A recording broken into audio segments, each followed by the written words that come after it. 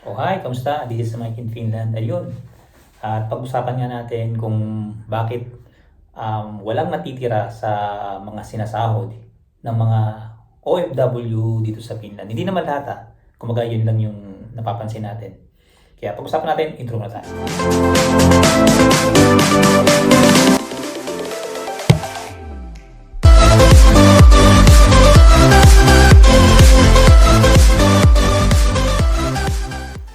At yun guys, pag-usapan nga natin bakit walang natitira sa mga sinasahod ng mga OFW na nandito naninirahan sa Finland.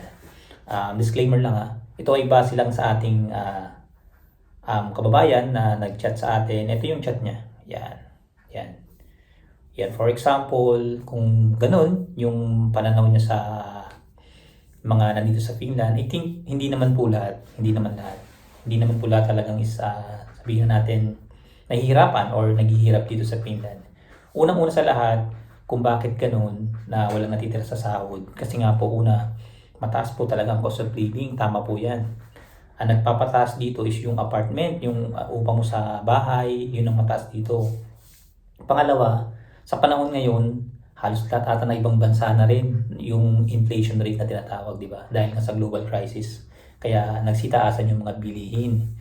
Yan, yung mga gasolina, kung meron kayong sasakyan, lahat po nagsipagtaasan na. Kaya ngayon, yung iba nating mga kapwa Pilipino, hindi pa rin sila makasabay sa buhay kasi nga, yun nga, siguro nagiging exercise nila o nagiging factor nila yung gastos dito, gastos doon. Kumbaga, kung hindi pa naman kailangan na kailangan, huwag na muna natin gastusin or kaya huwag na natin muna bilhin. Kumbaga, kung ano lang yung pinaka-importante. Also, huwag nating titipirin pag tungkol sa pagkain kasi doon tayo kumukuha ng source of energy sa pagkain. Kasi, totoo nga naman, para sa akin kasi marami ako nababalitaan dito na marami tayong mga kapwa nating Pilipino na nahihirapan sila sa pag-handle ng pera.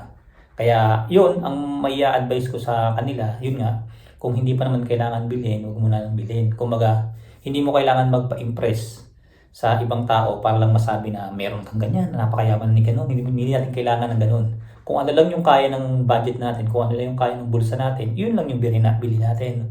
Para at the end of the day, meron kang matatabi or may ipon. And also, isingit ko na rin po pala, ako 5 taon na akong OFW, ayoko nagbabayad nung remittance fee.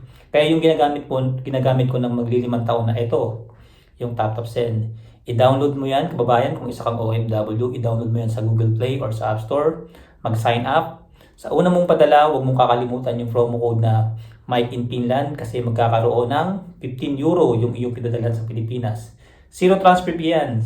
Walang bayad pa nagpadala ka sa iyong bank account sa Pilipinas, bank account ng kamag-anak mo, GCash, Maya, wala pong bayad dyan. And also, laging mataas ang palitan dyan. Kaya yun, isa rin yan sa yung apps na yan ang tumutulong sa akin para makapag-ipon sa Pilipinas. Yun. Kumbaga, lahat ng libre, wala namang masama, di ba? Yan, libre yung remittance app. Kaya yun yung ginagamit ko. Yun, balik nga tayo. Yun, isa rin yun sa paraan ko para makapag-ipon kung ano yung mga kung saan ako makakatipid, doon ako nagpupunta. Tapos may mga supermarket dito, kung ano yung mga nakasigil, yun lang din ang binibili namin mag-anak. Tulad doon yung mga anak ko and also yung aking asawa, matipid man sila. Pero hindi naman tungkol sa pagkain. Kasi yun nga, gusto namin lagi kaming busog pagpapasok sa trabaho. E yun, mag-invest. Talaga yun ang unang-una sa lahat. Ako, ang ginawa ko kasi bumili ako ng maliit na lupa doon sa probinsya. And then, inuna ko ng bayaran yung mga dati ko pang binabayaran niya sa Pilipinas. Kaya sa awa ng Panginoong Diyos, yun, nakakaraos-raos na rin ng konti. Kaya yun din ang sinasabi ko, kung ano yung importanteng kailangan bayaran na muna para hindi nagpapatong-patong yung mga iisipin natin. Kasi totoo lang mahirap talagang kumita ng pera dito sa abroad. Kaya kailangan dito, madiskarte ka, marami ka rin trabaho. Tulad sa akin, meron akong trabaho, may racket pa ako sa mga bote-bote. Kumbaga kung saan ka kikita ng legal, doon ka mag-focus. Kung hindi pa naman kailangan bilhin, huwag mo munang bilhin, di ba? Kumbaga kung pwede mo pang gamitin, like nung iba, di ba? May iba tayong mga kababayan, gusto nila latest yung iPhone, nagagamit pa naman yung kanilang phone, di ba? Mga ganun. Kaya marami dito sa ating mga kababayan na yun nga, hindi nila na-handle ng pera nila. Pero hindi lahat, hindi po lahat. Believe me, hindi lahat ng Pilipino dito ganun. Napakarami ko ng kakilalang Pilipino doon, napaka-successful na sa buhay. Meron silang mga malalaking lupain sa probinsya. Yung iba nga, meron pa nga mga ano yung mga pinauupahan, mga swimming pool, mga apartment, lahat. Lahat meron na silang ganun. Marami na akong kakilalang Pilipino dito. Kumbaga, hindi lahat ng Pilipino dito is nahihirapan sa pera. Kaya, sa lahat ng ating kababayang OFW, hindi lang dito sa Finland, maging wais tayo sa ating pera.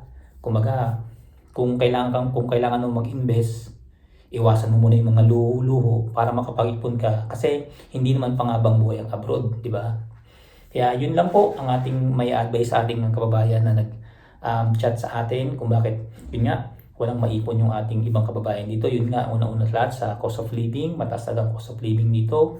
Pangalawa, siguro yung kanyang lifestyle, kaya hindi rin siya makapag-ipon. Pangalawa, hindi niya siguro na-handle yung pera niya kung saan yung may mga magandang mag-invest, saan yung mga libreng remittance app, or etc. Kaya dapat talaga marunong tayo mag-handle ng pera natin kasi hindi pang habang buhay ang abroad. At yun lang. At laging pinapalala ni Kuya Mike, put God first. Maraming salamat.